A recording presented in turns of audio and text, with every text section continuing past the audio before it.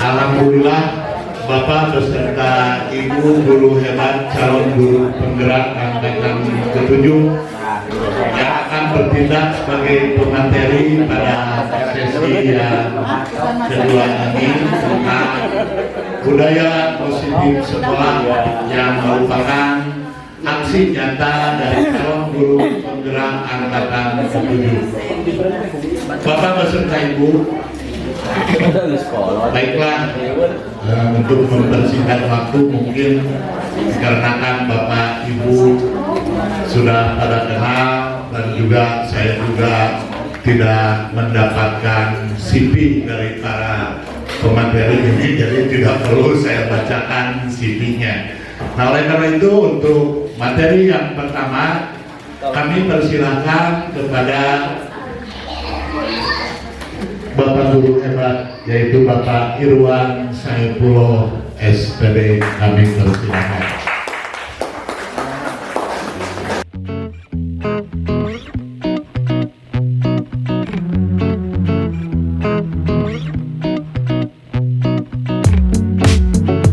Bismillahirrahmanirrahim. Assalamualaikum warahmatullahi wabarakatuh. Pertama-tama kami ucapkan terima kasih kepada Bapak MC, yaitu Bapak Asesda dan MPD yang telah memberikan kesempatan kepada kami untuk memaparkan seri materi pada program guru penggerak. Pertama-tama kami sampaikan ucapan terima kasih kepada pihak sekolah yang kami hormati Bapak Kepala SMK Negeri 16 Garut yang dalam hal ini telah memberikan dorongan dan dukungan dalam berbagai hal kepada kami sehingga bisa terlaksananya kegiatan ini. Juga tak lupa kepada Bapak Ibu yang kami hormati, kami juga sangat menyampaikan terima kasih yang sebesar-besarnya atas kesediaan Bapak Ibu untuk berpartisipasi dalam kegiatan ini. Sebelum dimulai, izinkan kami untuk memohon maaf sebelumnya. Sebenarnya khususnya bagi saya, Bapak Ibu di hadapan saya adalah guru bagi saya, ya, guru-guru hebat bagi saya yang sebenarnya dalam hal pengalaman jelas, ya, dan juga ilmu pengetahuan itu jauh lebih tinggi daripada saya. Namun ini dalam kapasitas sebagai kewajiban kami, tugas dalam program calon guru penggerak. Oleh karena itu, mohon kiranya Bapak Ibu dapat mengizinkan kami, khususnya di angkatan 7 ini, ya, di sekolah yang angkatan kedua, untuk menyampaikan program diseminasi aksi nyata untuk modul 1.4, ya. Baik, Bapak Ibu, sudah cukup istirahatnya? Cukup. Baik, Bapak Ibu, boleh saya sapa dulu ya.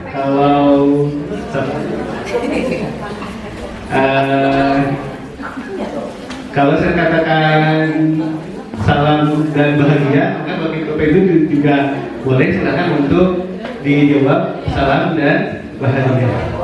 Salam dan bahagia. Salam dan bahagia. Sekali lagi, salam dan bahagia. Salam dan bahagia. Baik Bapak Ibu, salam dan bahagia secara sekilas itu adalah moto yang dulu disampaikan di Taman Siswa, ya, di perguruannya Ki Hajar Dewantara. Jadi diharapkan dengan pendidikan itu siswa bisa mendapatkan kebahagiaan, ya. Jadi bahagia lahir dan batin, bahagia dalam segala urusan. Nah, baik, tanpa berpanjang lebar lagi, kita akan masuk pada pekerjaan. Nah, untuk diseminasi aksi nyata, Adapun tujuannya Bapak Ibu untuk implementasi ini mengimplementasikan konsep-konsep inti dalam modul budaya positif di lingkungan kelas ataupun sekolah. Kemudian diseminasi ini adalah acara atau kegiatan membagikan pemahaman dan pengalaman dalam menerapkannya kepada rekan-rekan. Jadi ini tujuan kegiatannya. Dan mari kita mulai dengan kesepakatan kelas ya, ataupun keyakinan kelas. Sebentar Bapak Ibu, saya akan share link yang ya. Bapak Ibu boleh dicoba untuk bit.ly/ke_kelas ya. Bukan underscore, stay. Mudah-mudahan bisa digunakan. Akan mulai dari kesepakatan kelas atau keyakinan kelas. Bapak Ibu boleh menyampaikan harapan yang ingin diraih atau ingin dicapai pada pertemuan kita. Jadi pada acara diseminasi ini, harapan Bapak Ibu silakan. Mau pakai nama boleh, mau tidak pakai nama juga tidak masalah ya.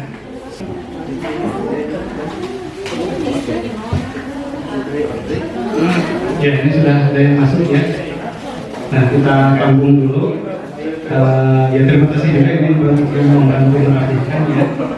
Kita bacakan, semoga hasil dari paparan diseminasi ini dapat mewujudkan budaya positif di sekolah.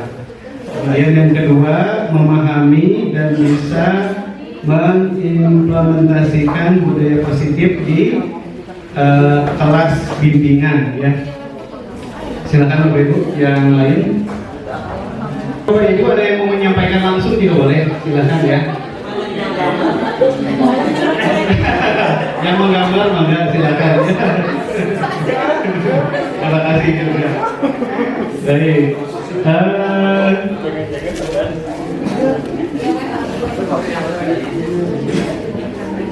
Ya ada yang mau boleh nanti diketikkan di sini. Mana silakan Bapak Ibu. Waalaikumsalam warahmatullahi wabarakatuh. Ya, mungkin tadi di awal ya Bapak menyampaikan tentang salam bahagia, gitu ya. Nah, otomatis saya ingin punya bekal bagaimana supaya bisa lebih bahagia lagi gitu untuk membawa anak-anak dalam proses kegiatan pembelajaran. Jadi mudah-mudahan dari kegiatan ini bisa lebih memberikan sebuah inspirasi atau hal yang lain supaya anak-anak bisa lebih bahagia. Terima kasih. Assalamualaikum warahmatullahi wabarakatuh.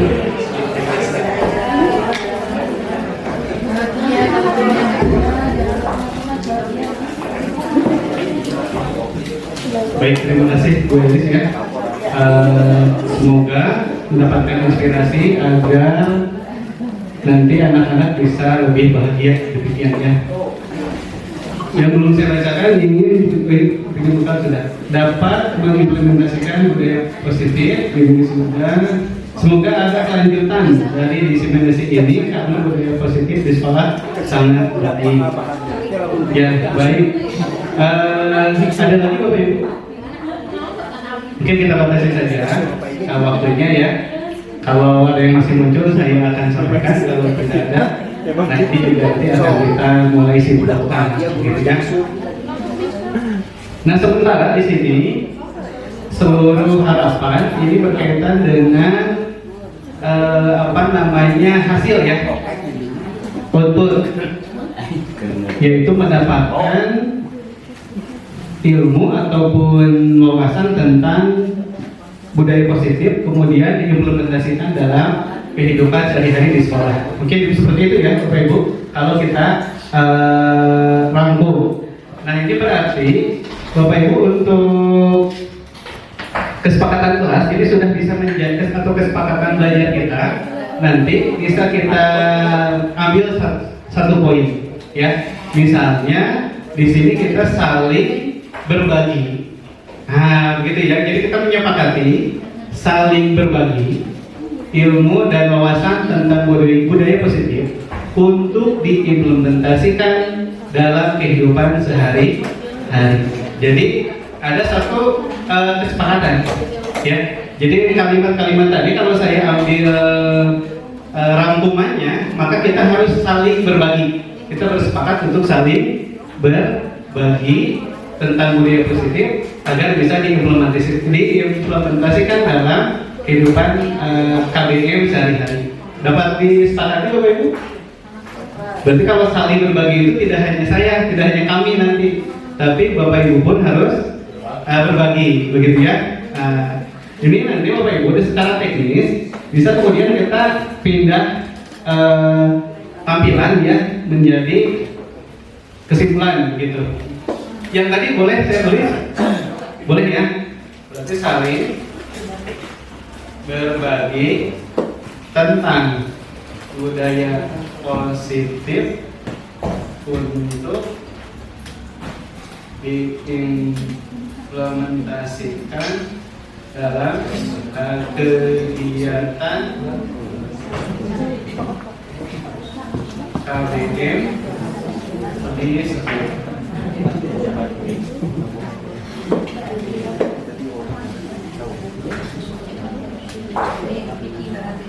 Nah, kalau saya simpulkan baru satu Bapak Ibu, ya. Jadi ini adalah kesepakatan di sama ya. Nah, kalau kita mau urai, memang nanti bisa banyak. Tapi ini sebenarnya saya, ya, karena saling berbagi bagaimana teknik atau prosedur dalam merumuskan keyakinan kelas di kelas kita. Jadi pada praktiknya yang saya pahami adalah tidak muncul dari kita Bapak Ibu.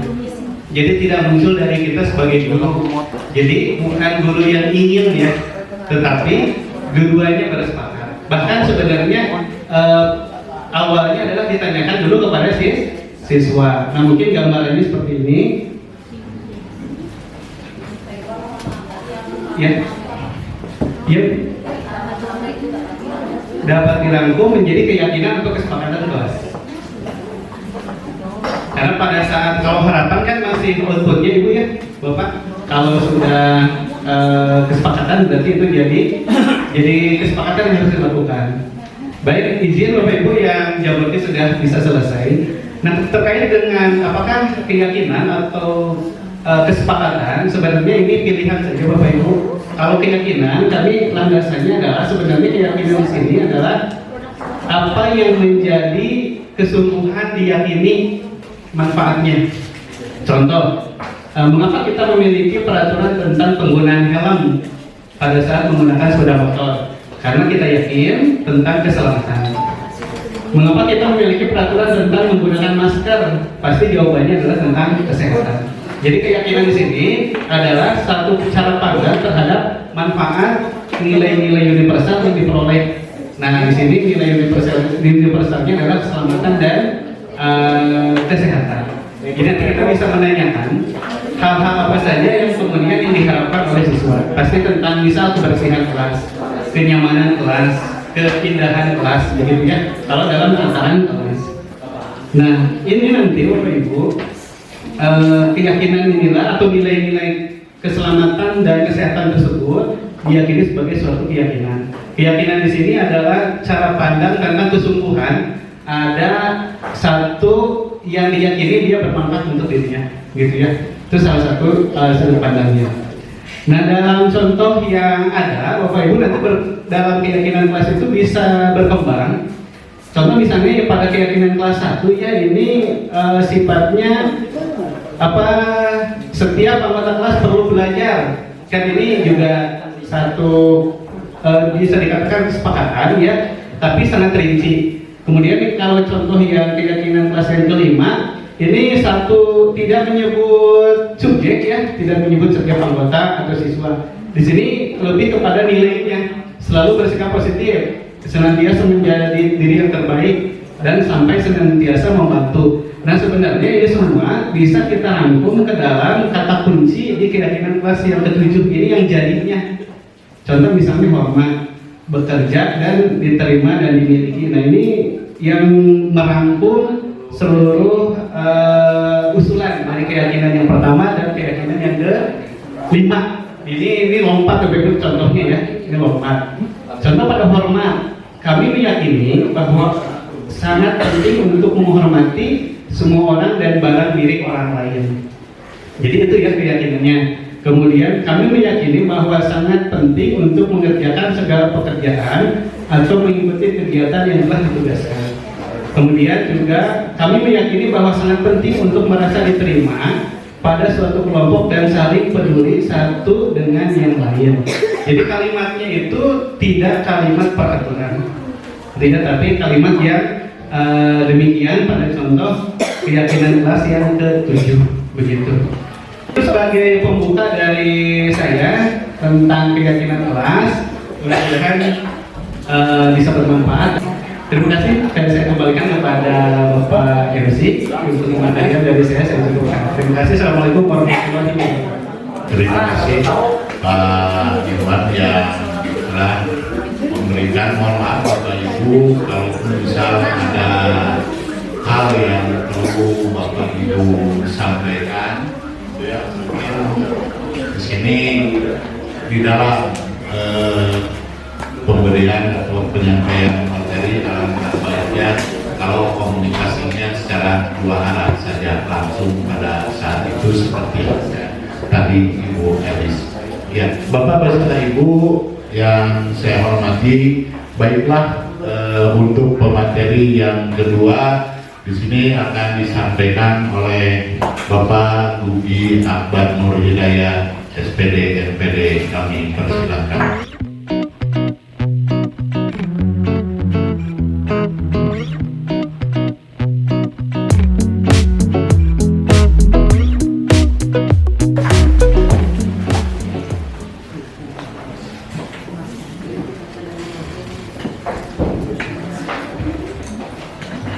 Baik, terima kasih Pak Syed. Assalamualaikum warahmatullahi wabarakatuh. Saya sambil berdiri saja.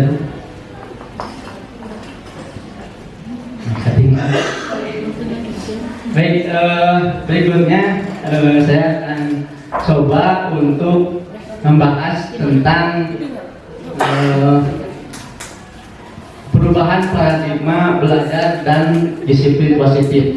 Nah, ini ada sebuah permainan, nanti juga ada beberapa permainan, tapi ini lebih ke makna dari perubahan paradigma belajar. Coba Ibu dan Bapak keluarkan kertas lembar atau yang untuk cari kertas, tuliskan benda atau sesuatu yang sangat berharga untuk Ibu Bapak. Ya. Benda. Ya, benda atau sesuatu yang sangat berharga, angan-angan dan sebagainya, tuliskan. Ya, tuliskan. Terus digenggam, simpan digenggam. Ya. Dengan segala daya dituliskan, terus digenggam. Ya. Rahasia ya. Tongkat di dalam.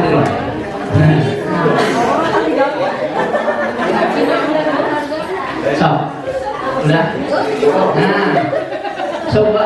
Nah, ini ada teman sama teman sebangkunya. Silahkan aja, misalkan Bu Elis yang A yang bikin tulisan, misalkan Bu Arjawat yang nanti segala upaya supaya Bu Elis itu membuka si kepala tangannya, atau terserah, atau sebalikannya. Silakan digenggam sebuah tenaga. Tugas yang teman satu lagi yang si B itu membuka. Rek kumaha carana, rek dengan halus atau dengan kekerasan, silakan. Ya, mau seperti apa silakan. Saya kasih waktu 2 menit.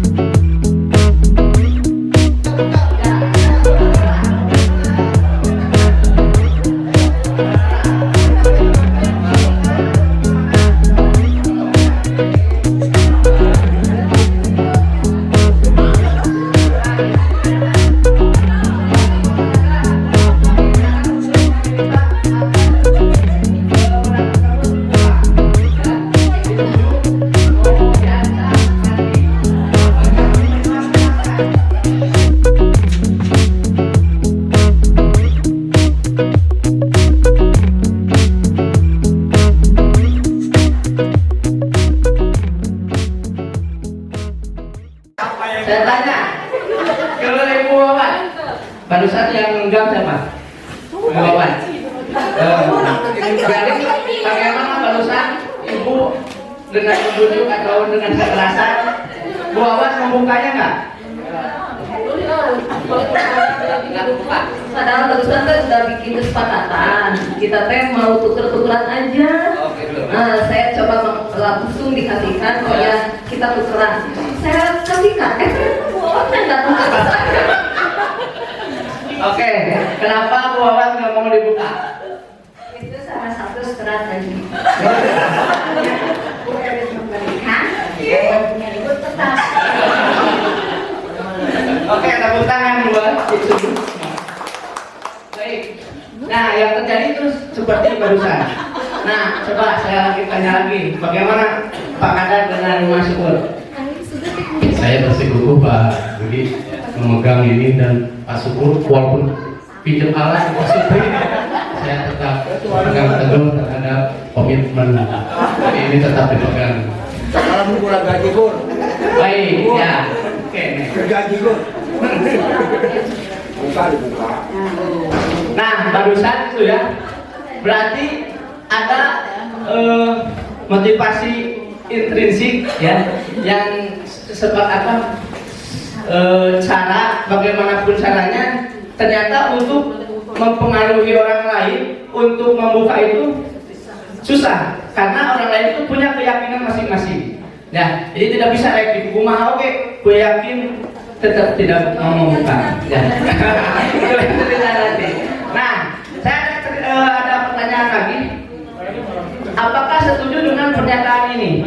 Ya, yang pertama, hukuman dapat mendisiplinkan anak. Belum tentu. Oke. Yang kedua, pemberian hukuman dengan hal positif seperti membaca, membersihkan halaman sekolah dapat mendisiplinkan anak. Yang ketiga, memberikan penghargaan dapat memotivasi belajar anak. Oke. Satu poin yang kita bahas, hukuman dapat mendisiplinkan anak. Coba, Bu Ima, bagaimana? Apakah setuju dengan dihukum si anak akan lebih disiplin?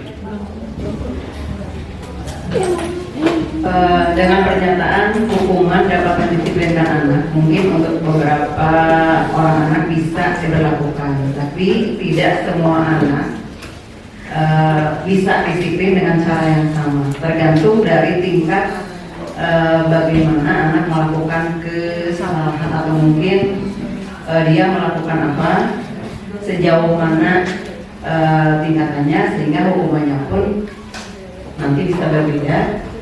Gitu ya, tergantung dari tingkatan pelanggarannya. Kasih tepuk tangan untuk yang lain. Poin yang lain. Poin yang kedua, pemberian hukuman dengan hal positif seperti membaca, membersihkan halaman sekolah dapat mendisiplinkan anak. Ada yang lain, Ibu? Ya. Ya, bismillahirrahmanirrahim. Kalau menurut saya, kita sebagai guru mungkin tergantung bagaimana cara kita memberikan hukuman tersebut kepada anak. Apakah dengan bahasa yang halus, bahasa yang lembut. Tujuannya kan untuk merubah karakter anak menjadi lebih disiplin. Mungkin ya, di sini guru harus memberikan terlebih dahulu alasannya, kemudian memberikan penjelasan maksud dan tujuannya, mengapa memberikan hukuman tersebut, dan hal yang efek sampingnya yang lebih positif yang bisa dirasakan oleh anak itu untuk apa. Terima kasih. Iya, terima kasih. Tepuk tangan buat Metro. Lagi dari bapak-bapak. Yang poin terakhir, memberikan penghargaan dapat memotivasi belajar anak. Anak, ibu bapak, bapak-bapak. Ibu Bapak-bapak. Ada yang mau berpendapat? Ya, Pak. Memberikan penghargaan dapat memotivasi belajar anak. Mungkin kalau di persentase hampir 80% bisa memotivasi anak. Tetapi dari ketiga unsur yang Pak Budi utarakan di sini, itu sebetulnya tujuannya adalah untuk mendisiplinkan anak. Walaupun mungkin bersifat hukuman yang sangat keras sekalipun, itu adalah merupakan tujuan daripada ingin mendisiplinkan anak. Tetapi di sini tadi apa yang disampaikan oleh Bu Iso benar, bahwa treatment kita, cara penyampaian kita terhadap anak mungkinnya. Jadi jangan sampai kita menyinggung perasaan anak ketika kita memberikan hukuman itu. Karena saya yakin kalau tidak ada hukuman di Indonesia ini bebas mungkin ya. Sambo saja bisa bebas begitu saja kalau tidak ada hukuman. Betul nggak? Nah mungkin terhadap anak pun sama. Seperti halnya kita mendidik terhadap anak kita sendiri. Bila perlu agama pun menganjurkan. Ketika anak sudah menurut 1 kali 2 kali boleh dicambuk kakinya kan gitu. Berarti kan agama pun menganjurkan seperti itu. Nah mungkin salah satunya dari ketiga aspek atau contoh yang ada di depan ini, ketiga-tiganya juga sama, tujuannya adalah untuk mendisiplinkan anak. Tetapi mungkin kalau di persentase yang ketiga ini yang lebih baik, itu mungkin baru. Siap, terima kasih. Baik. Nah, ini ada hukuman dan penghargaan. Ya, yang namanya hukuman itu bersifat tidak terencana, ya, atau tiba-tiba. Ini konteksnya di sekolah. Ya, murid tidak tahu apa yang akan terjadi dan tidak dilibatkan atau satu arah. Hukuman kumaha guru, guru duduk itu dapat berupa hukuman fisik maupun psikis. Itu yang namanya hukuman. Nah, di sini ada juga disiplin. Disiplin dalam bentuk konsekuensi bersifat sudah terencana atau tadi ada kesepakatan atau disepakati bersama, guru senantiasa memonitor murid. Ada lagi reward atau penghargaan. Penghargaan adalah suatu benda atau peristiwa yang diinginkan. Ya, seperti tadi yang poin nomor 3 itu ada hadiah, ya, pemberian hadiah sehingga bisa memotivasi anak yang kata Pak Kadar itu 80% efektif. Diinginkan yang dibuat dengan persyaratan efektif jika diberikan untuk jangka pendek. Nah, ya itu ini kata dari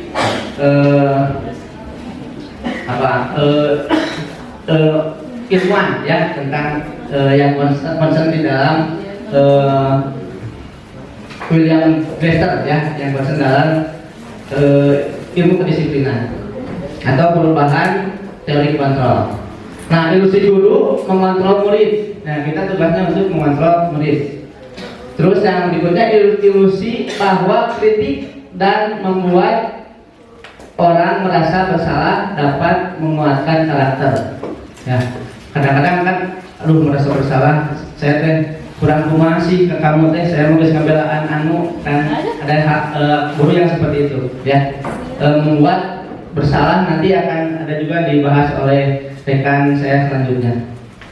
Ilusi bahwa semua penguatan positif, efektif dan bermanfaat, ya. Yang namanya penguatan positif itu pasti efektif dan bermanfaat. Dan selanjutnya ilusi bahwa orang dewasa memiliki hak untuk memaksa. Biasanya kita seorang guru itu suka ada paksaan juga kepada siswa atau murid.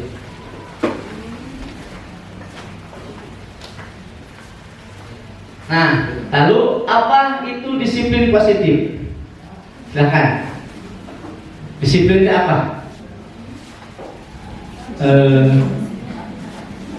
Disiplin.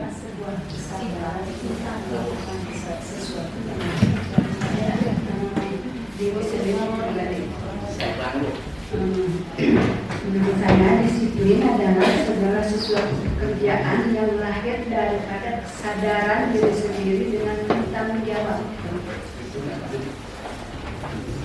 Tuh ya, disiplin ada keywordnya datang dari pribadi dan tanggung jawab.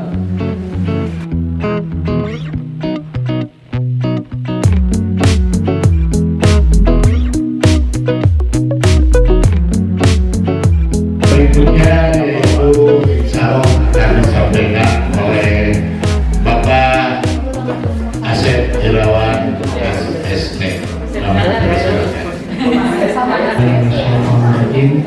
Assalamualaikum warahmatullahi wabarakatuh.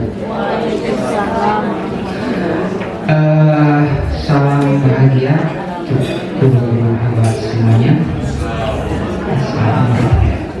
Mohon maaf saya di sini bukan mengajari tapi sering pada guru-guru senior saya perkenalkan diri dulu. Saya di sini guru baru. Guru baru mungkin ada yang belum kenal. Kemarin juga saya baru berkenal dengan ibu ini. Saya guru baru di sini jadi mohon bimbingan dan arahannya.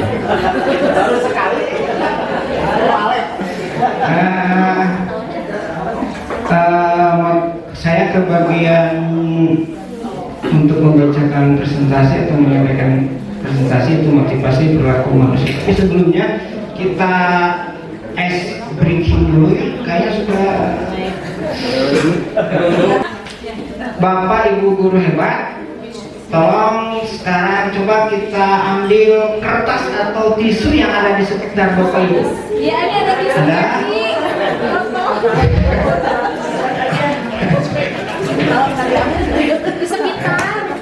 Sudah dapat? Nah, silakan kertas atau tisu ibu emas atau gulung.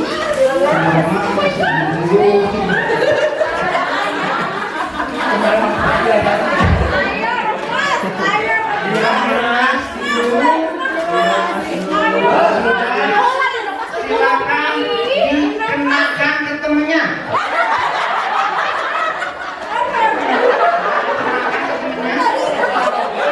Terima kasih Bapak.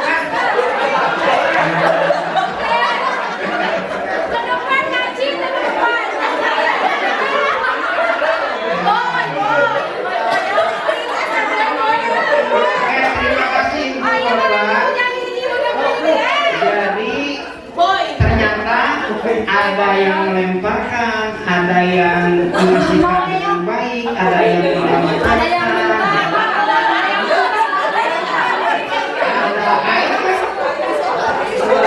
Itu adalah berkaitan dengan motivasi.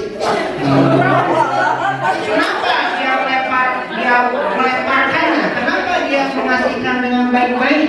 Kenapa dia baca ada motivasi? Perintahnya kan kenakan, melemparkan.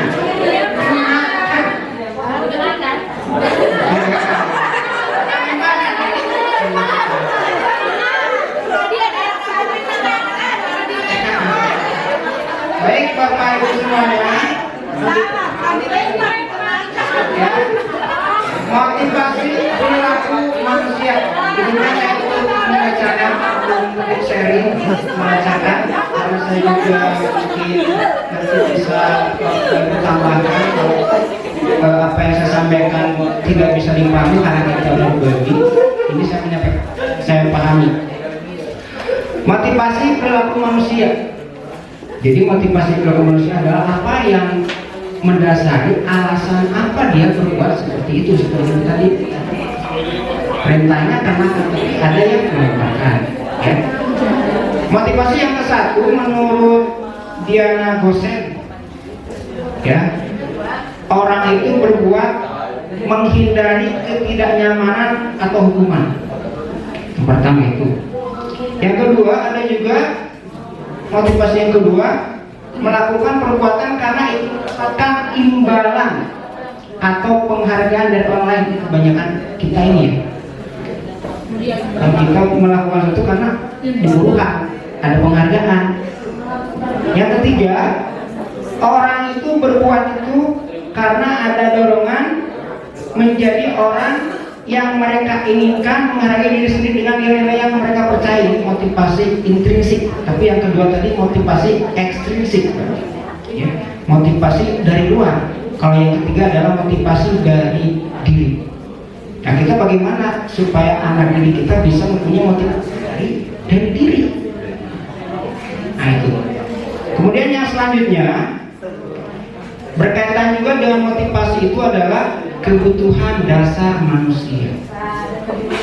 Jadi kebutuhan dasar manusia untuk membangun budaya sekolah yang positif dengan lingkungan yang aman, mendukung murid untuk menjadi pribadi yang berdaya, seimbang dan bahagia. Salah satu upaya yang bisa dilakukan oleh guru adalah memahami kebutuhan dasar yang mendasari perilaku murid. Karena murid melakukan hal seperti itu mungkin ada motifnya, ada kebutuhan dasar yang belum dia penuhi. Jadi jangan sampai kita justifikasi kenapa murid ini tercengong ke batur. Jangan langsung disalahkan, tapi kita cari tahu mungkin ada kebutuhan dasar yang belum dia penuhi sehingga dia mencari pelampiasan. Nah, tugas kita mengarahkan bagaimana kita supaya murid itu menyampaikan dengan baik. Ki Hajar Dewantara, saya mengambil kutipan dari Ki Hajar Dewantara, pernah mengatakan, beliau berkata, kita ambil contoh perbandingannya dengan hidup tumbuh-tumbuhan seorang petani. Dalam hakikatnya sama kewajiban dengan seorang pendidik, kita sama seperti petani, kata Ki Hajar Dewantara. Yang menanam padi, petani hanya dapat menuntun tumbuhnya padi.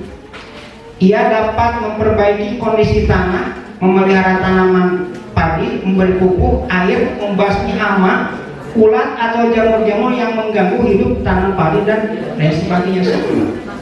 Ya. Itu kata Ki Hajar Dewantara. Ketika guru memahami kebutuhan apa yang mendasari perilaku murid dan guru berusaha menuntun dan mendukung murid dalam memenuhi kebutuhan muridnya secara positif, pada hakikatnya guru tersebut ibarat seorang petani yang sedang berusaha memahami kebutuhan masing-masing tanaman. Dan ia berusaha memenuhi kebutuhan tanaman tersebut agar dapat tumbuh dengan subur dan maksimal. Psikiater Amerika Serikat William Glasser, saya mengambil kutipan dari beliau, seluruh tindakan manusia, apa yang manusia lakukan memiliki tujuan tertentu, yaitu memenuhi kebutuhan dasarnya. Jadi alasan tindakan manusia itu tujuannya adalah memenuhi kebutuhan dasarnya. Kata dia juga kebutuhan dasar manusia itu ada 5. Ada 5. Ketika 5 dasar kebutuhan manusia sudah terpenuhi secara memadai, maka murid akan tumbuh dengan seimbang dan bahagia. Sebaliknya, apabila kebutuhan dasar tidak terpenuhi dengan baik, maka seseorang akan mengalami emosi negatif. Contohnya seperti bosan, sedih, kecewa, frustasi, bahkan mereka bisa melakukan perbuatan yang bertentangan dengan syariat agama dengan nilai-nilai kebajikan atau melanggar peraturan. Dengan kata lain, perilaku buruk seseorang biasanya adalah respon dari kebutuhan yang tidak terpenuhi, namun mereka tidak tahu cara untuk menyampaikannya. Kebutuhan dasar, 5 kebutuhan dasar.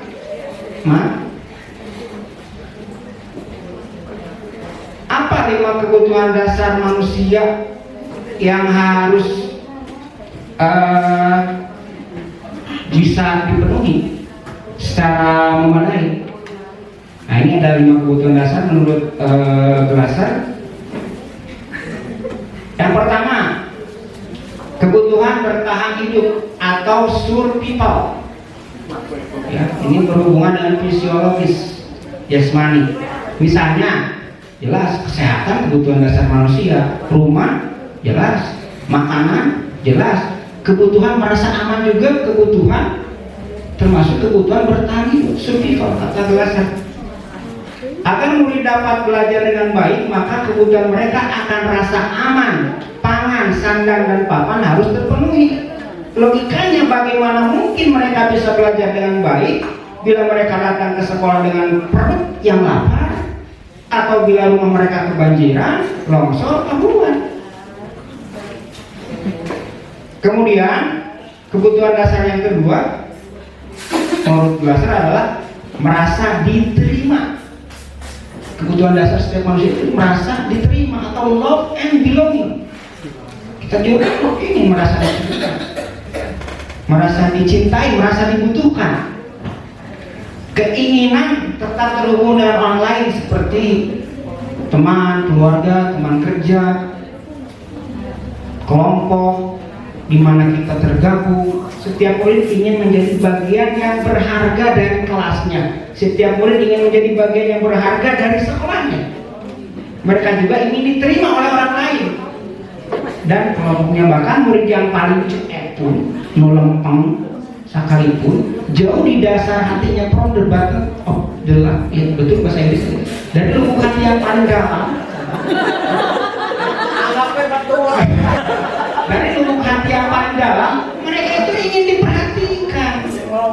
Sudah apapun, calon penghuninya ingin diperhatikan, ingin merasa dibutuhkan, dihargai, dicintai. Mungkin kebutuhan dasar itu yang belum terpenuhi sehingga dia nakal, sehingga dia macam-macam. Karena itu adalah kebutuhan dasar manusia yang kedua, merasa diterima, love and belonging. Kemudian kebutuhan dasar yang ketiga, kata Glasser, kebutuhan akan kebebasan, freedom. Sama kita juga yang bebas, freedom. Maksudnya apa di sini? Nah, murid tadi antarkan sakarat insun gitu, sakaya bukan. Ya. Murid diberi kesempatan membuat pilihan dan bertanggung jawab atas pilihannya, itu maksudnya freedom. Murid diberi kesempatan membuat pilihan dan bertanggung jawab atas pilihannya. Pembelajaran dengan metode yang beragam dan menarik akan memenuhi murid tentang kebebasan ini. Seperti pembelajaran berdiferensiasi, di mana murid menyediakan beberapa jenis tugas yang bisa dipilih oleh murid sesuai minat mereka, sehingga mereka menjadi mandiri dan memiliki motivasi intrinsik, motivasi internal. Kemudian kebutuhan dasar manusia yang keempat adalah kebutuhan kesenangan atau happy atau fun. Semua orang juga butuh kesenangan, ya. Kebutuhan dasar. Kemarin ini kan piknik.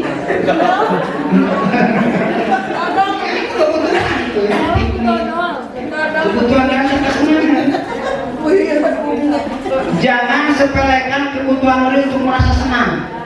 Mereka juga punya senang, ingin happy, merasa senang di kelas terutama. Jadi di kelasnya mereka itu harus senang, happy gitu. Beban. Guru jangan ragu-ragu untuk memasukkan kegiatan yang menyenangkan ke masa membuat anak senang gitu kan. Sisipkan gitu. Daripada ayo belajar pengertian gitu kan. Supaya senang, kalau udah senang insya Allah. Belajar dulu ngerti. Senang nanti enak. Itu jadi jangan menyepelekan. Murid-murid dengan kebutuhan dasar kesenangan yang tinggi, ya, ingin menikmati apa yang mereka lakukan. Mereka akan konsentrasi tinggi saat mengerjakan hal-hal yang disenangi. Pasti bakal misalnya si A teh resep mengbak, hari guru ngobrolkeun basket. Kalau kita menyampaikan hal yang berhubungan dengan konsep eta, pembina itu pasti pasti bakal nyambung. Nah, jadi itu ya, jadi jangan menyepelekan tentang anak merasa senang di kelas. Menurut Glasser. Kemudian kebutuhan dasar yang terakhir menurut Glasser adalah penguasaan atau power. Kebutuhan dasar maksudnya pengen punya penguasaan atau power. Setiap murid memiliki kebutuhan untuk merasa kompeten, menjadi terampil, diakui pencapaian dan keterampilannya didengarkan, bisa membuat dampak dan pengaruh dan memiliki rasa harga diri. Mereka sebaiknya diberi kesempatan untuk membuat keputusan tentang hal-hal yang penting dalam hidupnya dan tidak merasa dikontrol oleh sistem sekolah. Pada murid yang sudah menginjak usia remaja dewasa seperti di kita ini, seringkali mereka merasa tidak memegang kendali atas kehidupannya sendiri karena guru kerap kali mempengaruhi mereka dalam mengambil keputusan. Ya, sekali lagi beri tepuk tangan untuk Asep dan kawan-kawan.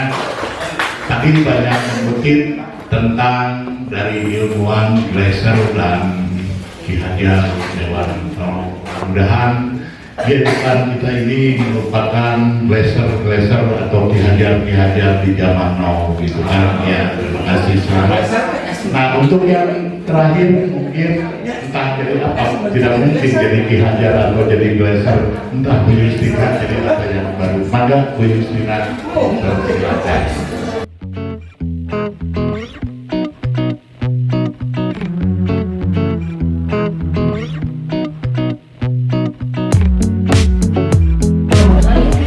Assalamualaikum warahmatullahi wabarakatuh. Saya kalau mau duduk malah grogi, Pak, izin berdiri ya Pak ya. Mau dekat dengan kita? Iya Pak. Baik. Ya. Tadi Bapak Ibu kan setiap pemateri selalu diselingi dengan permainan ya, karena memang salah satu filosofinya KHD adalah menyisipkan games atau membuat senang peserta didik. Jangan ragu, kalau kata Pak Asep Iwa ini, jangan ragu membuat anak itu senang ketika di kelas. Nah ini kita juga lagi posisi siang ya, yang tadi gak kebagian makan pasti kesel gitu ya. Jadi selalu kita upayakan untuk menghadirkan kesenangan dengan bermain. Tadi sudah bermain dengan Pak Bugi, dengan Pak Irwan, dengan Pak Asep. Nah kali ini bolehlah main sama saya, tapi saya sukanya mainnya sama HP. Jadi mohon di next dulu Pak. Silakan Bapak Ibu, kita buka dulu di browsernya joinmyquiz.com. joinmyquiz.com. Bismillahirrahmanirrahim. Silakan dimulai soal pertama. Get ready.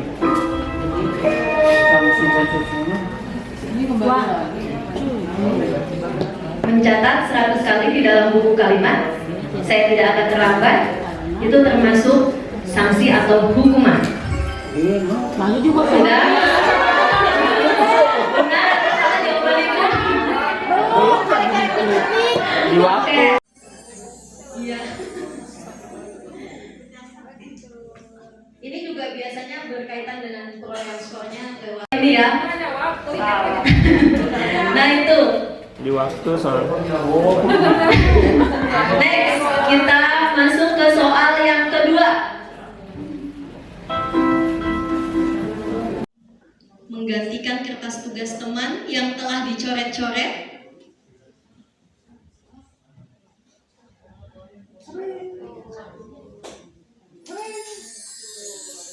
Iya.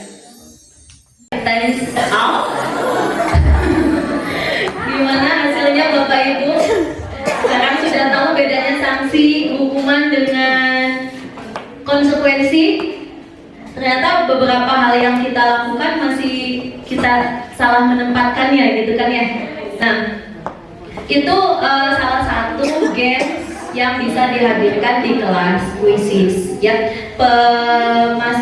Caranya sama, kita memasukkan soal, udah tinggal copy ke sana, sudah nanti tinggal di play secara langsung bisa, secara tidak langsung juga bisa seperti itu. Tapi terlepas dari games yang tadi dihadirkan, tepuk tangan dulu untuk semua Bapak Ibu di sini yang sudah berpartisipasi 31 juta guru.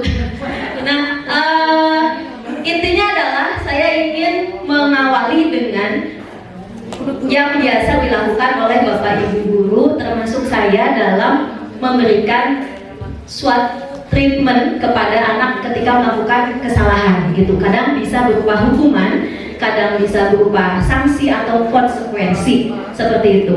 Nah, tadi juga dikatakan dalam diskusi sesi pertama, hukuman perlu dilakukan. Nah, namun kita juga perlu menengok apakah dengan menghukum juga bisa memenuhi kebutuhan dasar dari manusia termasuk siswa, seperti itu. Next dulu Pak. Nah ini yang saya ambil dari modul budaya positif yang dikutip dari Diana Gosen yang sudah dibahas oleh Pak Asep Iwa, bahwa yang biasa kita kenal itu adalah hukuman dengan konsekuensi. Tadi hukuman itu adalah sesuatu yang terjadi secara tiba-tiba diberikan. Siswa tidak tahu apa yang terjadi pada dirinya. Sehingga kadang-kadang justru takut ketemu bapak itu pasti kena hukum, ketemu ibu itu pasti kena hukum. Yang ada adalah rasa takut. Nah, karena tidak tahu apa yang akan terjadi pada dirinya. Nah, sayangnya pada buku ini menyebutkan bahwa pemberian hukuman akan mengarah pada identitas gagal. Kembali lagi, tujuan sekolah adalah untuk membentuk nilai-nilai yang tertanam dari diri, yang kedepannya bisa berdampak jangka panjang. Ketika di sekolah sudah terjadi identitas gagal, maka nauzubillah, tidak mau ya kita menjadi salah satu andil dari pembentuk identitas gagal bagi murid. Nah, ini hukuman. Kalau mohon maaf karena kecil sekali, hukuman itu sesuatu yang menyakitkan karena sesuatu terjadi, tidak nyaman untuk murid. Tidak nyaman untuk murid karena siapa sih yang mau dihukum? Ya, kita sendiri juga ketika terlambat absen, nggak mau kan dipotong TPP gitu kan. Nah, kan nggak mau gitu seperti itu. Karena tidak nyaman dihukum. Terus murid atau anak akan tersakiti kalau menggunakan kekerasan. Terus sistem tidak akan berjalan jika murid tidak takut. Makanya ada beberapa anak yang nakal ketika dihukum ya tetap melakukan hal itu. Benar kan? Ada kan? Karena ya tidak akan berjalan untuk murid yang tidak takut. Dan hanya pada sebuah institusi, tidak berlanjut di kehidupan nyata. Ketika mereka ketemu dengan orang yang tidak tegas, maka ya sudah gitu. Ah, sama bapak itu mah biasa aja. Udah, selonong boy gitu. Nah, kemudian dampak pada muridnya apa? Ya, ini yang biasanya ditakutkan oleh para guru. Murid akan marah. Dan kadang poin yang paling ditakuti adalah menyimpan rasa dendam kepada guru. Tiba-tiba merasa tidak diharapkan kehadirannya. Nah, seperti itu. Ini dampak negatif daripada hukuman. Makanya dalam filosofi KD juga tidak menyebutkan bahwa hukuman tidak perlu diadakan. Bukan, tidak ada kalimat itu. Hukuman mungkin perlu, tapi hukuman adalah salah satu langkah terakhir yang digunakan. Bila perlu, tidak digunakan sama sekali. Jadi KHD pun tidak melarang sama sekali hukuman, tapi itu tolong digunakan sebagai salah satu langkah terakhir. Bila perlu tidak diperlukan, karena dia akan mengarah kepada identitas gagal. Begitu. Nah, lalu apa yang mengarah kepada identitas sukses? Ini adalah pembentukan disiplin yang tadi sudah disebutkan oleh Ibu Wawan, bahwa dari diri.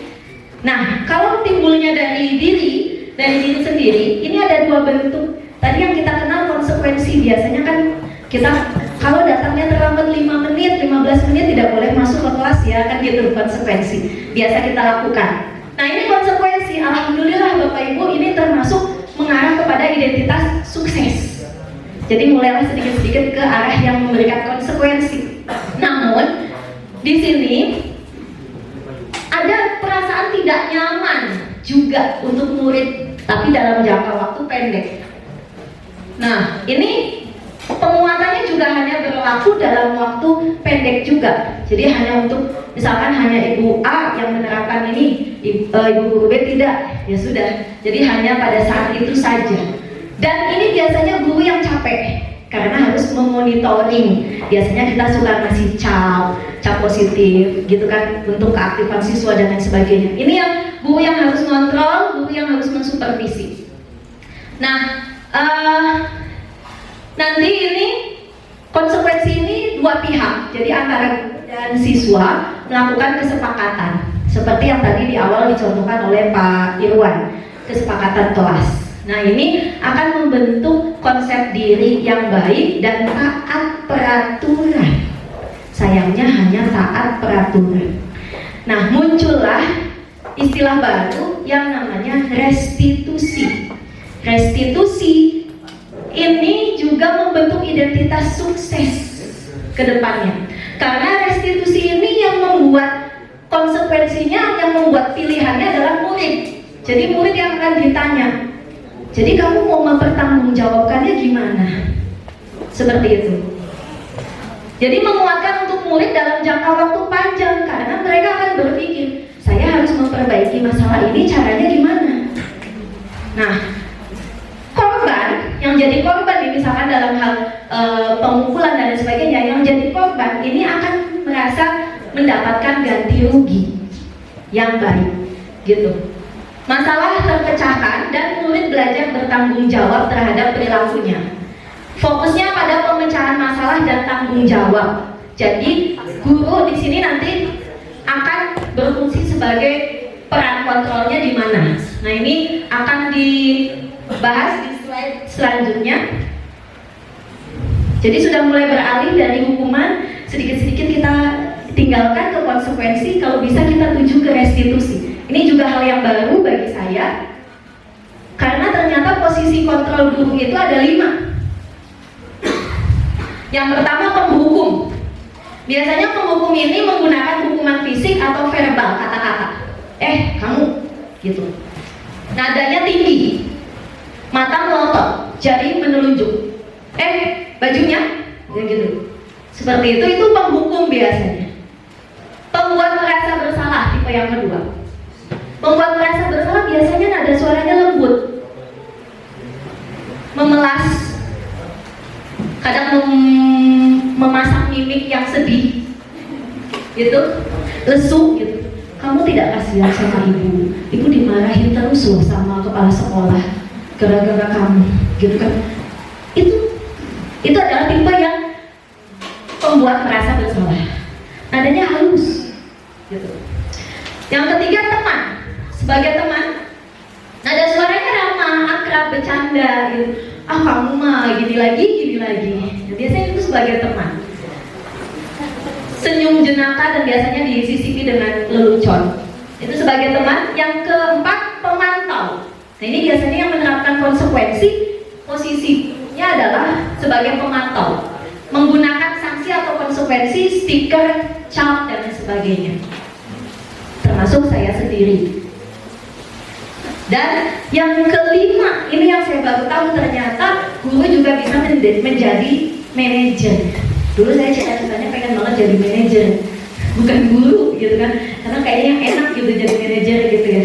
Ternyata guru juga sebenarnya punya posisi kontrol sebagai manajer. Apa sih manajer itu? Manajer itu membersamai murid, bersama murid menganalisis kebutuhan dirinya dan kebutuhan orang lain. Jadi apa sih nilai-nilai yang kamu anggap penting? Penting juga nggak buat orang lain? Jadi membersamai, mengembalikan tanggung jawab pada murid untuk mencari jalan keluar permasalahannya. Jadi kamu gimana kira-kira solusinya? Dengan bimbingan guru. Jadi gurunya hadir di sana, tidak dilepas. Nah, kalau ditanyakan pada hati nurani, kira-kira Bapak Ibu sudah ada di posisi yang mana? Ada yang mau mengungkapkan curahan hatinya? Ada yang mau mengungkapkan? Bapak Ibu barangkali? Boleh Bapak. Terima kasih Romus. Dari kelima posisi kontrol guru, mungkin saya lebih cenderung ke teman selama ini, gitu ya. Karena ketika ada anak yang sering tidak ikut pembelajaran saya, hanya saya dekati dulu. Saya bawa ngobrol, saya tanya kenapa alasannya. Pertama mungkin alasannya banyak, Bu. Ada yang tidak memiliki seragam, olahraga. Saya juga boleh pakai seragam kaos apa saja, walaupun tidak sama dengan seragam. Tapi kadang saya suka malu. Oke, apa? Akhirnya yang kedua saya tanya lagi kenapa. Ternyata akhirnya dia mau terus terang, walaupun itu adalah rahasia pribadi dia. Saya boleh dibilang berpengaruh mungkin salah satu. Itu adalah trik saya ketika saya memotivasi kembali ketika ada siswa yang sering tidak masuk di pembelajaran. Malah ada satu orang sampai sekarang belum pernah ketemu, Bu. Belum pernah ketemu dengan saya satu orang. dari satu kelas itu. Salah apa satu semester?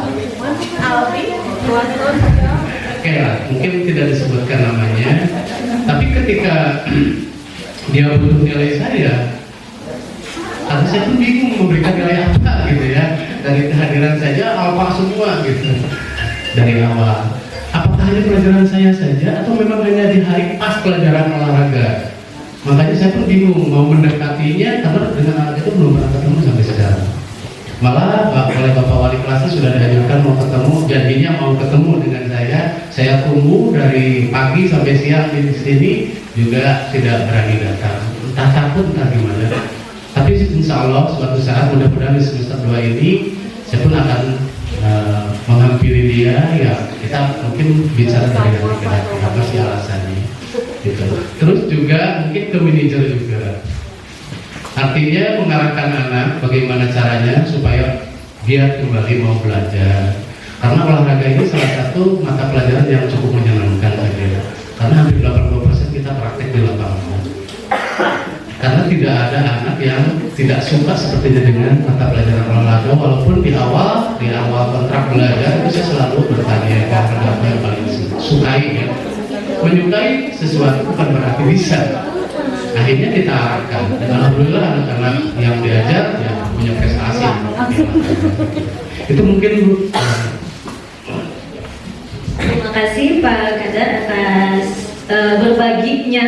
Tadi memposisikan diri sebagai teman ya Bapak ya. Ya, bahkan menurut saya Bapak sudah masuk ke ranah manajer.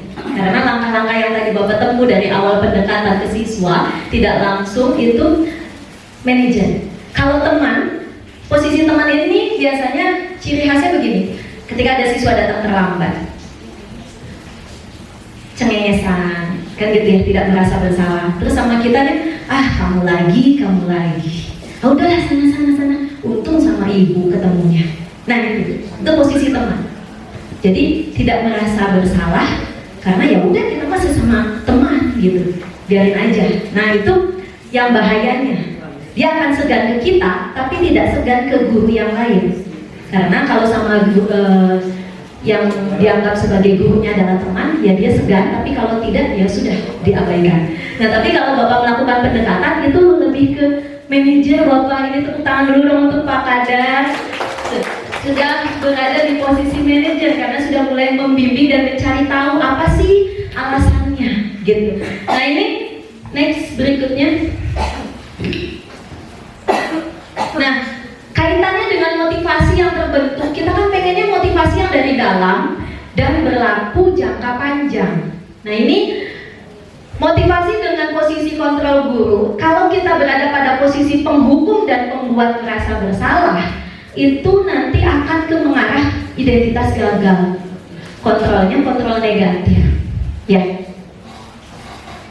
Kalau kita mau mengarahkan kepada identitas yang berhasil atau sukses, bisa kita berada pada posisi teman, bisa pada posisi pemantau, lebih baik lagi pada posisi manajer. Posisi manajer ini bisa menempatkan sesekali pada posisi teman, sesekali pada posisi pemantau.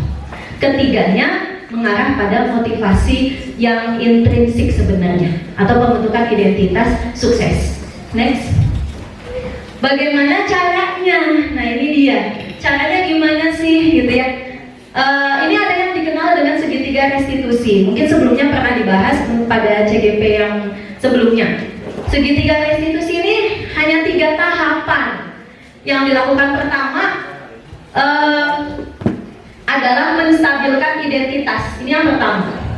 Stabilkan dulu identitasnya. Ketika ada anak yang melakukan kesalahan, jangan langsung dijudge dia salah. Stabilkan dulu emosinya, stabilkan dulu identitas dirinya, dia itu siapa. Kemudian yang kedua adalah validasi tindakan yang salah. Validasi tindakan yang salah adalah mengarahkan kepada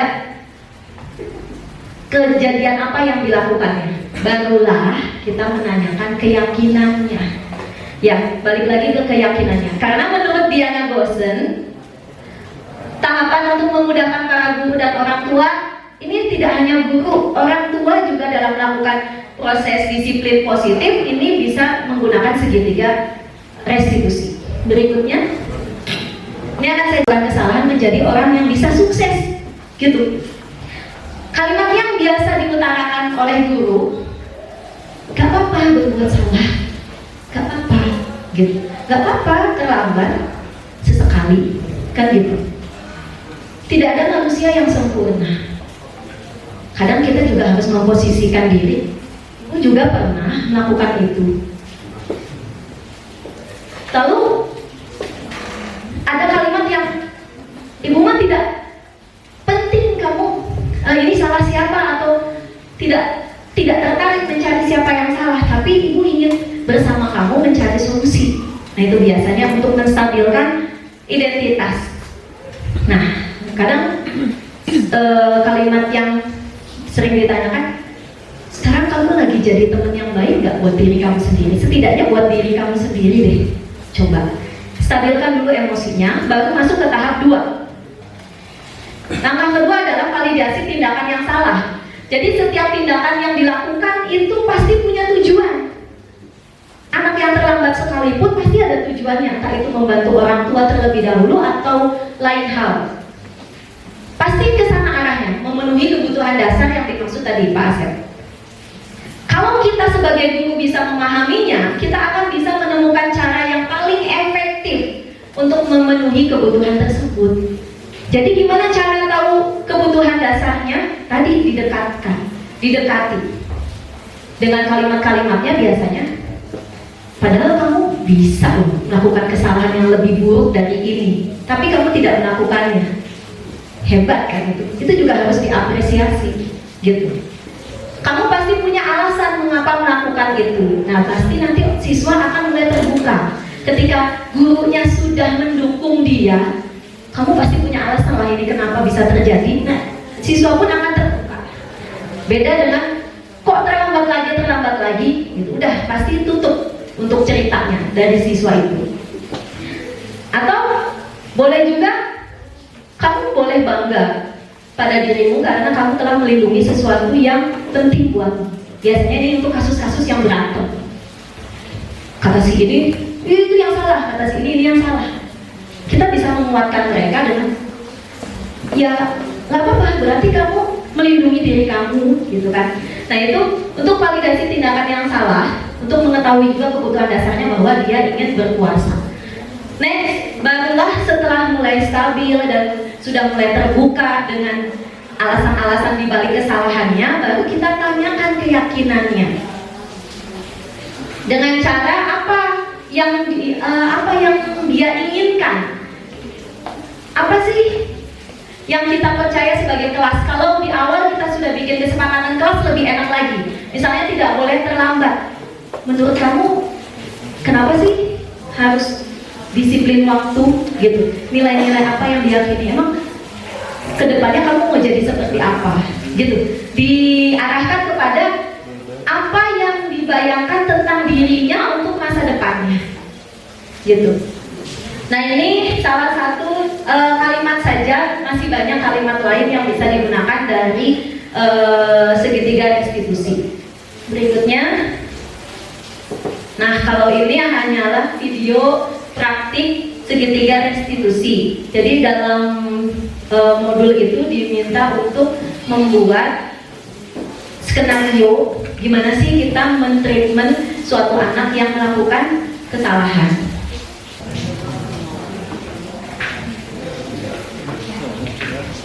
Ya, jadi intinya adalah ini kasus yang sering terjadi ketika melakukan menyontek saat ulangan. Nah, menyontek saat ulangan ini tidak langsung saya pas belajar modul di CGP ini tertampar gitu, karena saya selalu kalau yang nyontek udah saya kasih cap smile negatif, udah saya nggak akan mau koreksi gitu. Salahnya saya di situ. Gitu. Saya tidak mau tahu, pokoknya kalau nyontek itu nggak baik. Pokoknya kalau saya ngoreksi ulangan, ngawasin ulangan ya sudah. Kalau dia ketawa nyontek udah dicap, udah nggak mau saya sentuh untuk dikoreksi. Dan itu, nah itu saya awalnya begitu, merasa tertampar sekali ketika belajar di CGP. Ternyata nggak begitu loh. Nah awalnya harus ditanyain dulu. Iya,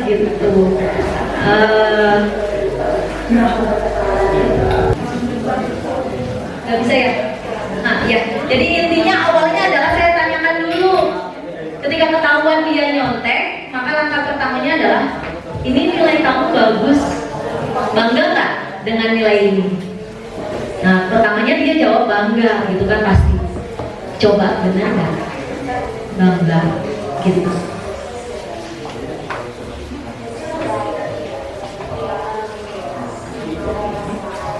Kalau ini sudah masuk ke keyakinan kelas yang disepakati.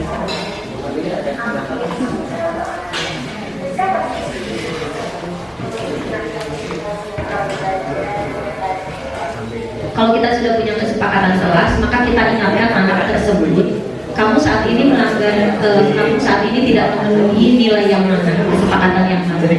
Baru nanti diarahkan.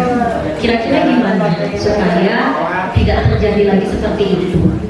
Tidak ada sama sekali hubungan, tapi yang ada adalah tekad untuk tidak melakukan itu. Kita lihat saja Bapak Ibu, kita lihat saja apakah benar anak itu tidak akan melakukan hal itu atau tidak. Seperti itu. Satu lagi tadi kan titipannya, guru itu harus positif thinking terhadap anaknya. Saya yakin apa yang kita transferkan positif, maka yang diterima juga positif. Kalau kita yakin anak itu berubah, maka anak itu juga akan berubah. Tapi selipkan dalam doa-doa kita yang seperti tadi pagi diselipkan oleh Pak Kepala. Kita setiap sholat atau setiap ngajar disibukkan dengan doa untuk anak-anak kita. Ya salah satunya dengan bisa dengan pendekatan seperti itu. Itu aja Pak, ditutup aja. Ya, baik, terima kasih. Cukup sekian pemaparan dari saya. Nanti ada oleh-oleh mungkin ya Pak, ada refleksi diseminasi yang harus diisi oleh Bapak Ibu guru di alamat ini bit.ly/budaya positif refleksi. Nanti bisa kapan-kapan itu mah. Jadi Google Form biasa merefleksikan diri acara diseminasi hari ini. Mohon maaf atas segala kekurangannya, saya bukan yang terbaik di sini, tapi sama-sama berbagi, sama-sama belajar. Tolong diingatkan gitu Bapak Ibu, karena ternyata belajar di CGB itu banyak tamparannya gitu. Yang tadinya merasa hukuman itu perlu, kok jadi nggak boleh. Yang tadinya penghargaan, bahkan pada saat laksar saya mendapatkan penghargaan terbaik, itu karena laporan laksarnya itu berkaitan dengan penghargaan meningkatkan motivasi belajar siswa. Ternyata di CGP salah besar. Penghargaan itu akan efektif jika dilakukan hanya dalam jangka waktu pendek. Boleh Bapak Ibu melakukan penghargaan, boleh Bapak Ibu melakukan memberikan penghargaan, tapi hanya sesekali, tidak untuk selamanya. Karena dampaknya hanya pada saat itu. Kalau penghargaan tadi dibahas oleh Pak Bugi, hukuman versus penghargaan, ternyata ada loh siswa yang dihukum oleh penghargaan, dan ternyata benar. Ada celotehan siswa yang bilang, Bu saya mah nggak dapat sertifikatnya, buat itu aja. Nah, hari ini saya tertamparnya, dan maka dari itu saya berdiri di sini pun bukan karena yang ahli, bukan, tapi ini adalah pengalaman saya salah besar gitu. Ternyata dari seorang manajer yang bisa mengarahkan anak didik kita menuju identitas sukses. Terima kasih. Wabillahi taufiq wal hidayah. Assalamualaikum warahmatullahi wabarakatuh.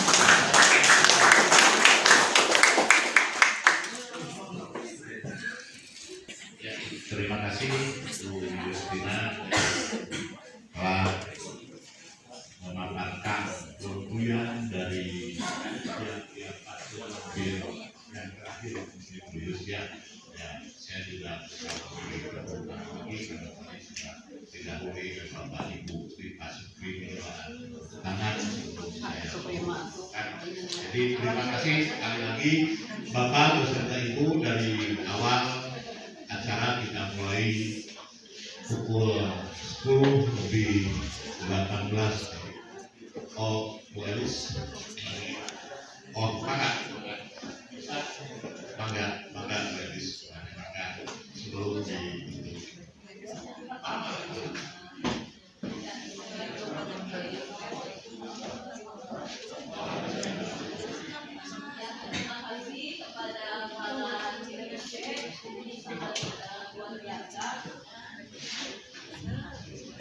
banyak sekali gitu ya inspirasi, membuka wawasan gitu ya berkaitan dengan bagaimana membudayakan positif kepada anak. Nah, di sini mungkin saya ingin berbagi pengalaman saja gitu ya, terus nanti bisa ditanggapi oleh Meng, misalkan oleh bapak-bapak yang lain. Karena yang tadi yang saya lihat di sini bahwa posisi kontrol guru itu kan ada 5 ya. Yang pertama adalah menghukum, yang kedua adalah membuat merasa bersalah, yang ketiga teman, yang keempat pemantau, dan yang kelima manajer. Nah, yang pernah saya lakukan ini bingung gitu, apakah ini maksudnya kemana gitu ya. Nah, suatu hari mungkin kemarin pada waktu kegiatan pengumpulan tugas gitu ya dari anak, ada satu anak yang susah dihubungi gitu ya, beberapa kali tidak menyertakan tugasnya, tidak mengumpulkan tugasnya gitu. Pada saat ditanya ke wali kelasnya, ini anaknya gimana? Terus dalam kegiatan sehari-hari mungkin karena saya mengajar ke anak tersebut ya biasa-biasa saja gitu.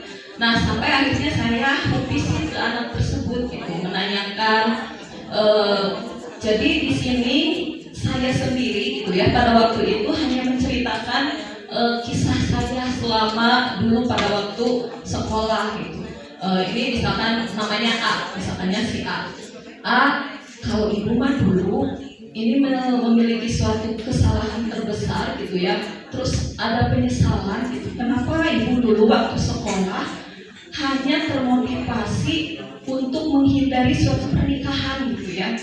Nah, setelah ibu lihat ternyata ada satu teori gitu menyampaikan ke Abraham Maslow bahwa teori kebutuhan itu ada beberapa tahap. Yang pertama untuk memenuhi kebutuhan fisiologis, yang kedua rasa aman, yang ketiga mendapat kasih sayang, yang keempat mendapatkan penghargaan, dan yang paling akhir adalah untuk mengaktualisasikan diri atau membuat diri kita itu berkualitas gitu. Nah, semata-mata ingin berkualitas di hadapan Allah Subhanahu wa taala. Nah, ibu sampaikan gitu ya.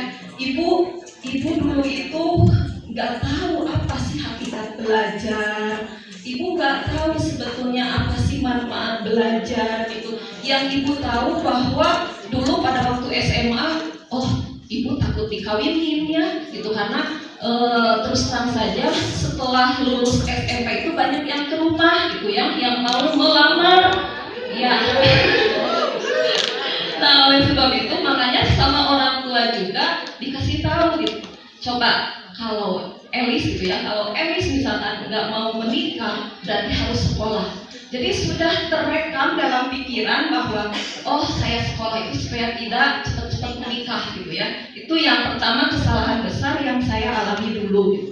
Terus pada waktu sekolah benar gitu saya bisa mungkin 3 besar atau 5 besar masuk gitu, tapi tujuannya malu sama kabogoh misalkan ya.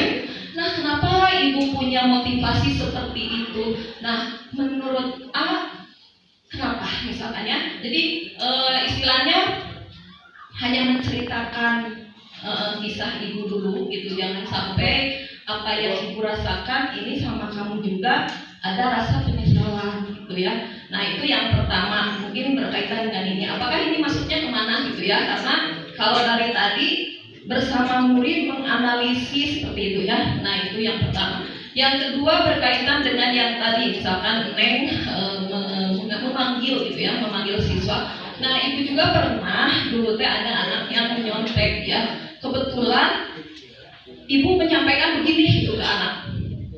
Dipastikan pada saat kamu melakukan suatu kecurangan gitu ya, kamu tidak akan bisa mengirimkan jawabannya. Nah, ibu sampai bilang kayak gitu, ternyata beneran ada 2 anak yang tidak bisa mengirimkan jawabannya. Ternyata mereka mengakui, Bu, maaf, saya ternyata membuat kecurangan. Astagfirullah, kata saya, kenapa kata-kata saya itu langsung diijabah oleh Allah Subhanahu wa taala pada hari itu gitu ya. Nah, sampai akhirnya saya menyampaikan ke anak. Nah, berarti mungkin bisa jadi gitu ya, apa yang kita lakukan itu kan yang tidak berkah, karena kita tahu bahwa di sebelah kiri dan kanan kita ada malaikat, mungkar dan nakir yang siap mencatat setiap amal yang kita perbuat gitu ya. Nah itu di hadapan anak-anak yang lain gitu. Tidak melakukan hanya face to face seperti yang melakukan tadi. Nah mungkin apakah yang sudah dilakukan itu bagaimana gitu tanggapannya? Terima kasih. Assalamualaikum warahmatullahi wabarakatuh. Terima kasih Bu Elis atas pertanyaannya. Kedengeran ya? Enggak.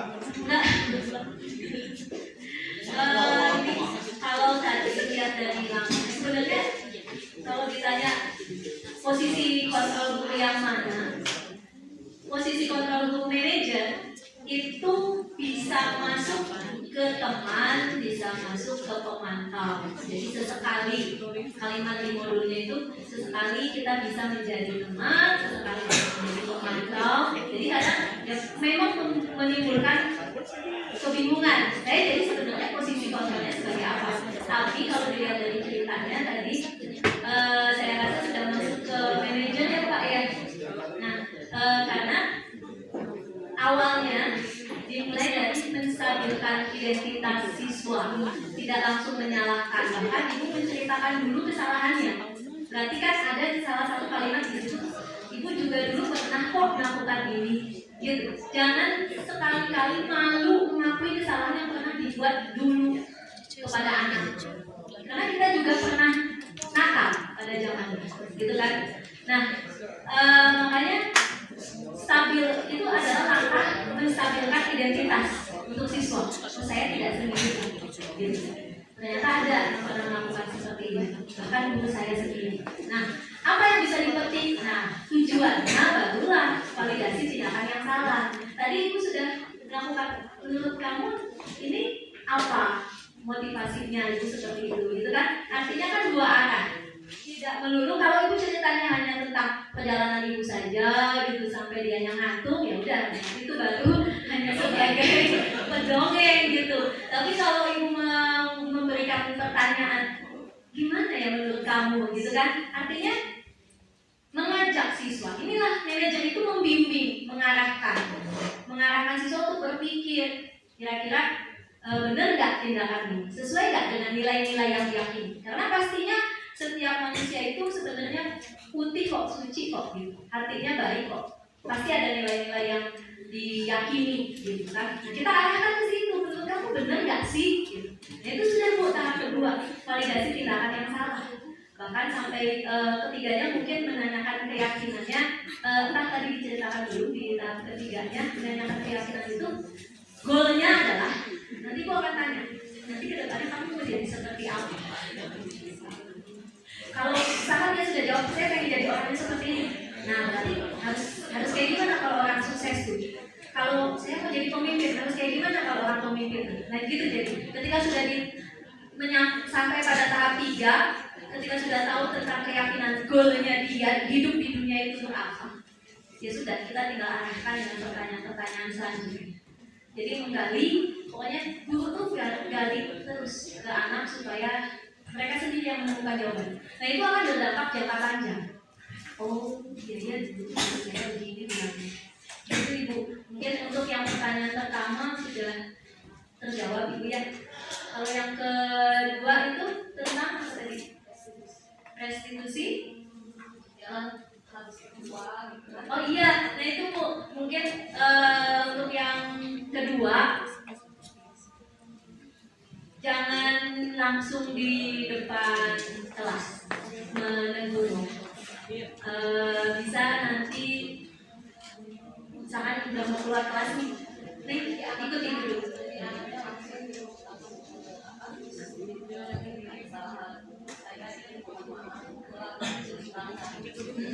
Nah, sebaiknya kalau memang mereka langsung mengakui di depan kelas, saat itu dilakukan apresiasi. Wah, hebat nih, berarti jujur dia sudah mengakui. Sudah, stop sampai situ. Selanjutnya adalah treatmentnya adalah berbicara respons. Seperti itu mungkin dari saya. Bapak ini ada tambahan? Ya, Bapak beserta Ibu, alhamdulillah pemberian acara dari awal sampai akhir jam 15.25 telah mudah-mudahan yang bapak-bapak, ibu-ibu guru hebat ini sampaikan. Mudah-mudahan banyak manfaatnya bagi kita semua dan menjalani ya hidup biasa dengan banyaknya calon guru pemilihan dan sudahnya jadi guru pemilihan. Mudah-mudahan SMA Negeri 16 Garut atau SIPIP lebih berkibar lagi. Nah, terima kasih. Billahi taufiq wal hidayah. Wassalamualaikum warahmatullahi wabarakatuh. AN 16 Garut.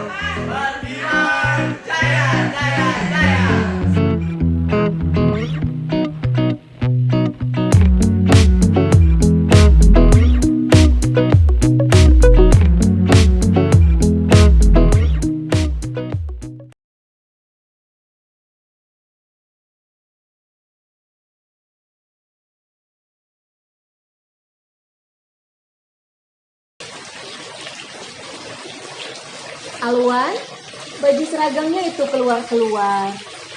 Kenapa? Maaf Bu, habis dari toilet belum sempat dirapikan lagi bajunya. Oh, tidak apa-apa. Wajar anak laki-laki kan tidak suka bersolek di depan cermin yang ada di toilet ya. Jadi saja terlewatkan untuk merapikan diri. Maaf Bu, terburu-buru. Jadi belum sempat masukin bajunya. Iya, Ibu di sini bukan untuk menyalahkan Alwan. Ini pasti terjadi karena ada sesuatu yang menyebabkannya kan? Iya Bu, tadi di toiletnya antri dan saat itu juga saya buru-buru karena tiba-tiba bel masuk berbunyi. Oh, begitu. Tapi Ibu salut deh, berarti Alwan ini sabar dan memegang teguh budaya antri. Buktinya tadi di toilet tidak menyerobot antrian kan? Iya, tidak Bu. Padahal Alwan tahu sebentar lagi bel masuk akan berbunyi. Iya, jadi saya juga langsung menuju ke kelas tadinya tanpa merapikan bajunya. Buru-buru ya. Iya, gitu. Baik, Ibu paham sekarang. Alwan ingat tidak keyakinan sekolah yang telah disepakati bersama? Ingat Bu, Apa itu? menjaga kerapihan. Betul. Kita harus menjaga kerapihan dari rambut, pakaian, sampai sepatu atau alas kaki. Nah, kalau seperti ini terlihat rapi tidak? Tidak Bu. Tidak ya, bajunya dikelin, terus keluar gitu kan? Tidak rapi ya? Lalu bagaimana supaya jadi rapi? Maaf Bu, izin merapikannya. Silahkan, dirapikan dulu.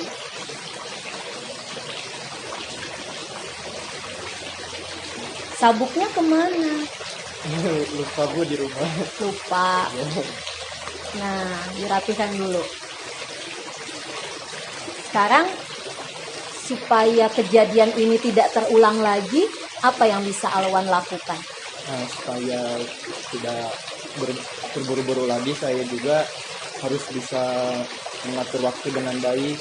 Kapan saya harus segera ke toilet, atau saya juga bisa izin ke guru di kelas untuk izin ke toilet. Nah, itu bisa jadi alternatif solusi.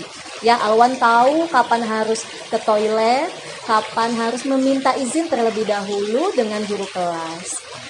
Kalau untuk menjaga kerapihan seragam setiap harinya nih, biar rapi kelihatannya sehari-hari ini, apa yang bisa Alwan lakukan? Untuk dilihat dari penampilan saya, pakaian saya akan untuk menjaga kerapiannya mungkin seperti menyetrika baju saya atau memakai serbuk juga biar tidak keluar-keluar bajunya. Nah, itu berarti membiasakan diri untuk rapi ya, untuk hidup rapi, mulai dari seragam disetrika, lalu nanti besok harus menggunakan sabuk supaya nanti bajunya tidak keluar-keluar lagi. Ya, kira-kira Alwan bisa tidak senantiasa menjaga kerapihan? Insyaallah bisa Bu. Bisa ya. Menurut Alwan, seberapa penting sih kerapihan itu? Sangat penting Bu. Kenapa? Karena jika kita rapi, orang lain juga akan menilai kita itu sebagai orang yang aktif dan disiplin, dan juga bukan hanya disiplin pada pelatihan pakaian, akan juga disiplin dalam mengatur waktu dan kebersihan, karena orang yang rapi akan selalu bersih kan. Betul, orang yang rapi pasti bersih ya gitu ya. Alhamdulillah, berarti sekarang Alwan sudah paham ya. Besok-besok harus lebih bisa menjaga kerapihan diri. Bisa Alwan? Ya, sebelumnya maaf Bu, sekali lagi, insya Allah bisa Bu.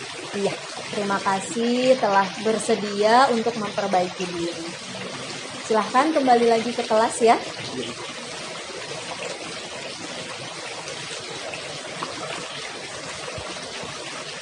Assalamualaikum warahmatullahi wabarakatuh. Perkenalkan, nama saya Alwan. Setelah tadi saya ditegur oleh guru saya, awalnya saya merasa takut karena saya takut dimarahi, takut dihukum. Tetapi justru saya merasa lebih baik karena guru saya menegur saya dengan cara baik-baik, tidak langsung menyalahkan saya juga, dan juga tidak menghakimi saya.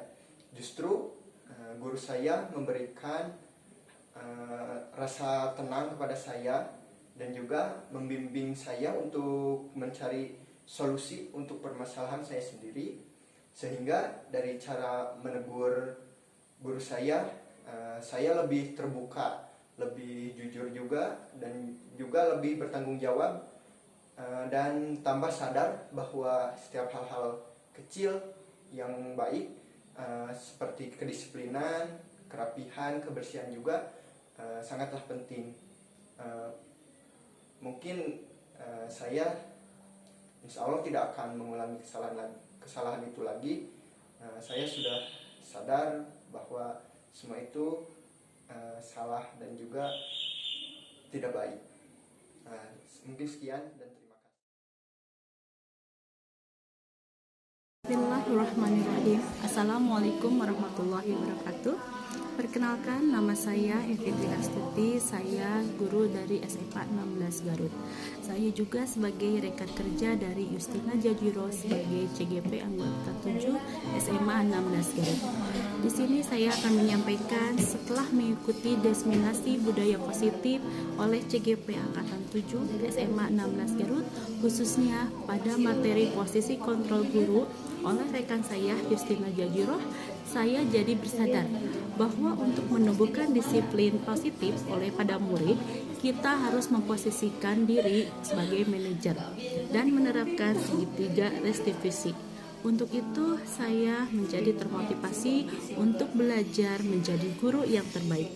Terima kasih pada CGP Angkatan 7, sukses selalu dan terus berinovasi. Assalamualaikum warahmatullahi wabarakatuh. Assalamualaikum warahmatullahi wabarakatuh. Perkenalkan, nama saya Ella Setiawati. Saya rekan sejawat dari CGP Angkatan 7. Di antaranya Bapak Gugi Akbar, Bapak Asep Irawan, Bapak Irwan, dan Ibu Justina. Alhamdulillah, setelah mereka melaksanakan guru penggerak, mereka menjadi guru yang lebih kreatif, lebih inovatif, sehingga pembelajaran yang mereka berikan kepada anak-anak mengundang antusias anak untuk belajar, sehingga anak pun tidak pernah bosan karena mereka selalu memadukan bermain sambil belajar.